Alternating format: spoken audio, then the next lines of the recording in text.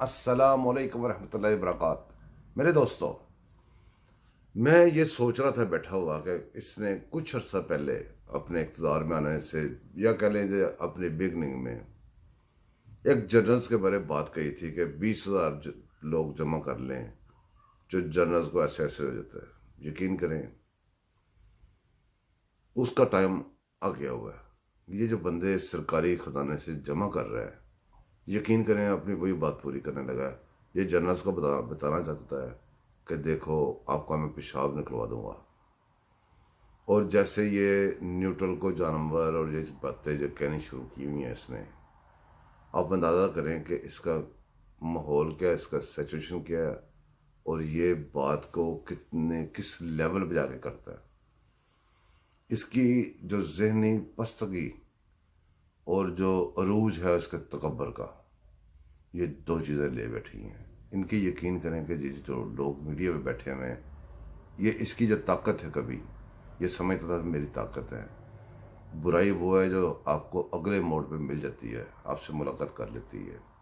खान साहब आपने इनको बातें गालियाँ सिखाई थी, आज उन गालियों की वजह से आप अकेले हो गए हैं। क्या होता है एक बंदे का किसी नून लीग से किसी और पार्टी से तल्लक, भाई दुनिया में कुछ न्यूट्रल बंदे भी जिंदा है, इनको ये भी बताओ। दुनिया में कुछ लोग अभी भी ऐसे हैं जो किसी चीज़ को, छोटी मोटी चीज़ को सपोर्ट करते ही नहीं है। वो ठीक को ठीक कह देते हैं, गलत को गलत कह देते हैं। उसके उनके उनके वो जाने बुला के क्या कौन बैठा हुआ है, कौन रूल कर रहा है, बस वो जो दिल में आता कह देते हैं। जब वो कहते हैं कि जब महंगाई हो गई है, अब महंगाई हो गई है, इतना लफ्ज़ लिखना इनके लिए ऐसे है कि ये नून लीग का बंदा है। इन्होंने सीधा उसको कहना पटवारी, अगले लफ्ज़ करनी कि तेरी मानो तेरी बहन और यूं फलान तुम कौन, इनकी जो आदत है टाउन टाउन शुरू कर देनी है।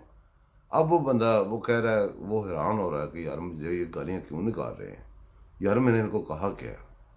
अब वो सोच में पड़ रहा था। अब ला मोहल्ला कई बंदे हैं, वो कंट्रोल नहीं रख सकते, वो इनको उल्टा गाली निकालने लग जाते हैं। ये इनको पक्की नून लीग की लिस्ट में डाल के उसको पे चढ़ाई 24 आवर अपने ग्रुप्स में भेज देते हैं कि इस बंदे की माँ बहन एक करनी है। अब वो इतनी चढ़ाई उसके ऊपर करते हैं कि देखें, या इनका ख्याल होता है इज्जतदार बंदा होगा, अपनी इज्जत से डर जाएगा, चुप करके खामोश हो जाएगा, ये इनका मकसद होता है। अब जब बंदा सोचता है यार मेरी बेइज्जती तो होने वाली हो चुकी है, कौन कौन सा बंदा रिश्तेदारों में जिसने ये नहीं पढ़ा या ये नहीं देखा या लोगों को नहीं पता चला, मेरी करेक्टर एसोसिएशन तो हो चुकी है और ऊपर से मेरे ऊपर दब्बा भी लग चुका है और ऊपर से ये है भी रॉन्ग। राइट इसका मतलब है इनका अपोजिट है, तो मेरे ऊपर इल्ज़ाम भी अपोजिट का। वो कहता है ठीक है अभी मैं फिर नून लीग का, या फिर वो किसी और पार्टी को कह देते हैं, किसी को कहता है फिर पार्टी को, कोई कहता है जी मैं मौलाना साहब की जमात से हूँ। लेकिन अब अंदाजा करें कि किस जगह पे आके ये बंदा खुद भी खड़ा हो गया और हमारे पाकिस्तान को इसमें खड़ा कर दिया। अखलाकियात कहाँ चली गई हैं हमारे मुल्क की। मैं जब देखता हूँ सोशल मीडिया पे मेरी रूह कांप जाती है। वो क्यों? अदारे पे तनकीद कोई पाकिस्तानी नहीं कर सकता। मैं आपको बताऊं, जब भी कोई तनकीद करता है वो किसी एक जनरल का नाम लेता है, किसी टोले का नाम लेता है, किसी ग्रुप का नाम लेता है, उसको साइड पे करके उसको भी टड़ी करता है। लेकिन इन लोगों ने जो ये लोग जमा कर रहे हैं, ये यकीन करें जो मैंने आपको पहले बात बताई उसी वजह से कर रहे हैं इकट्ठे। इन्होंने सिर्फ बाजवा साहब को ये बंदे इकट्ठे करके दिखाने हैं। खजाना किसका है? ये खजाना है हमारा है। और ये महंगाई क्यों होती है? जब इस खजाने पे इस किस्म के बोझ पड़ते हैं। अब आजकल तहरीक अदम एतमाद और यूं फलां के अलावा आप ये बता दें मुझे कि कौन सा हुकूमती वजीर क्या कर रहा है? अपने हुकूमत के जो मुलाजमत के जो अमूर थे वो पूरे कर रहा है? नहीं, उनको सिर्फ अपने भगवान को बचाने की पड़ी, या कोई मुल्क का कोई इनको एहसास वाला नहीं है।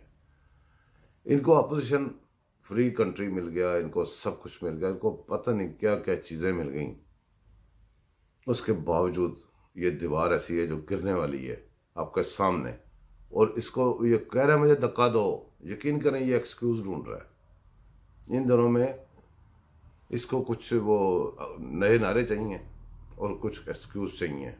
जैसे वो धरना ख़त्म करने के लिए एक्सक्यूज पता नहीं आ गया था या बन गया था या क्या हुआ था, या टाइमिंग अल्लाह की तरफ से सेट हो गई थी।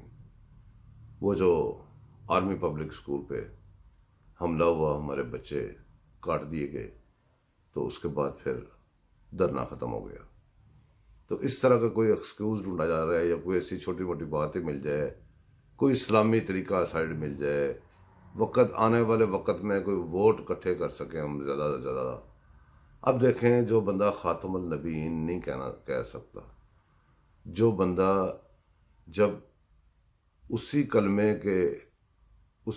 के इश्क में निकले हुए बंदों को गाजर मूली की तरह काट दे और फिर उनका आज तक FIR न दर्ज हो, अब वो बाके कह रहा है जी मैं मुहफ़्फ़ज़ ख़त्म नबूवत और यूं फलां। यार तुम्हारा तो मुझे तो समझ नहीं लगती कि किन लोगों को तुम पागल बनाने की कोशिश कर रहे हो। जिन दिलों में सरकार का इश्क होता है, उन दिलों में तेरे जैसे नहीं घुस सकते, तो जो मर्जी कर ले, तुम्हें उनका वोट नहीं मिलेगा। एक बच्चे को पैदा करना, पालना, पढ़ाना लिखाना इस दौर में बड़े जिगरे का काम है। और वो जो माएँ जिन्होंने बच्चे अपने भेजे थे, वो किस इश्क की किस इंतहा पे थी कि पाल पोस के जवान बच्चे इश्क में भेज दिए थे। तुम्हें पता नहीं तुमने क्या कुछ किया हुआ है इमरान खान। बहरहाल इन बातों को जितने भी करते हैं लंबी होती रहेंगी। मुझे इजाज़त दें, इंशाअल्लाह फिर हम किसी ऐसी तरह के टॉपिक पे बैठ के गपशप करेंगे, इसी तरह सुकून से बैठ के हम बोल सकते हैं, दुआ कर सकते हैं अल्लाह से, अपने मुल्क के लिए, आपके लिए, मेरे लिए, हम सब के लिए हम दुआ कर सकते हैं। बाकी मेरे मालिक का काम है। अल्लाह हाफ़िज़।